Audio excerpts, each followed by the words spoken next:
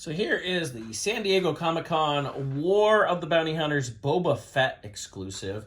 This was, I think, the only Star Wars exclusive from Comic-Con this year, which is weird. In the past, we've had like 3 or 4 exclusives, but it was a weird Comic-Con as well.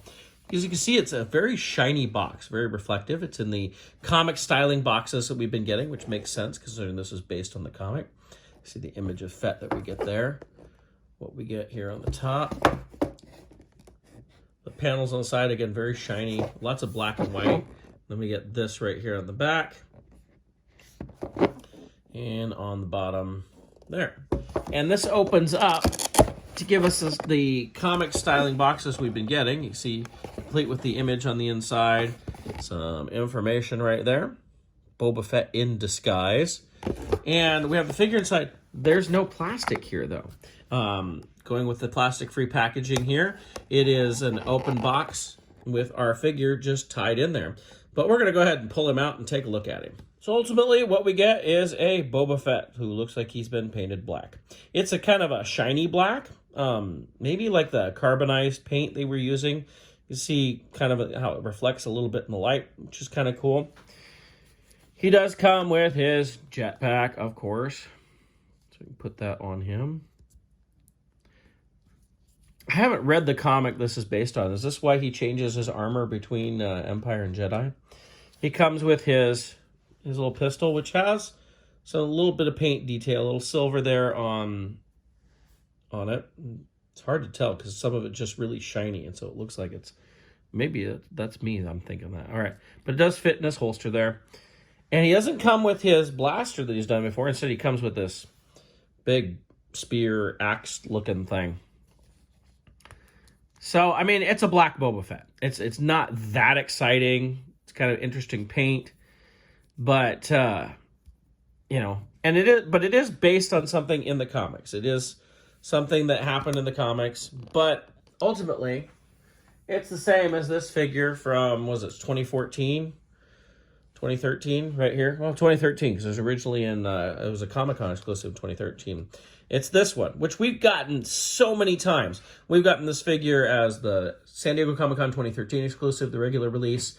It was a carbonized figure.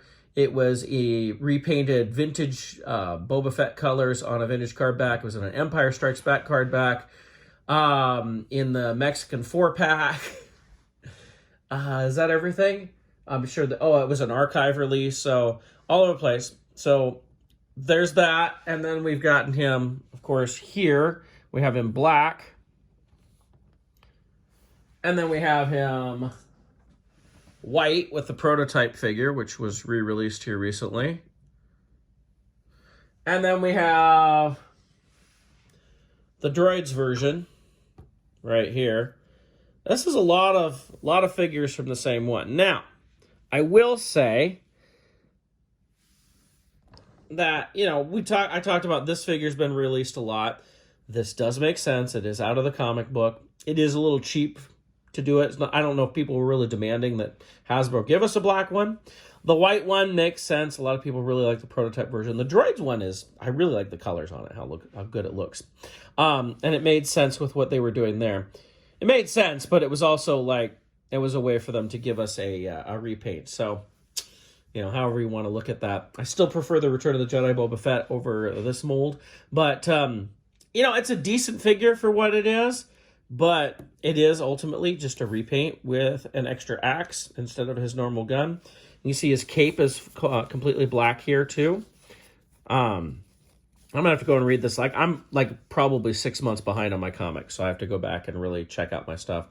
But I really wonder if in the comics that's how they explain why his armor looks different. Like he has different belts, different colors on his armor, different gauntlets. His jetpack is different. It's because he repainted it. Obviously, in the lore of Boba Fett, we know he will repaint things because we saw that in the book of Boba Fett and Mandalorian. So as a look at our Comic-Con exclusive War of the Bounty Hunters Black Boba Fett, or Boba Fett in disguise.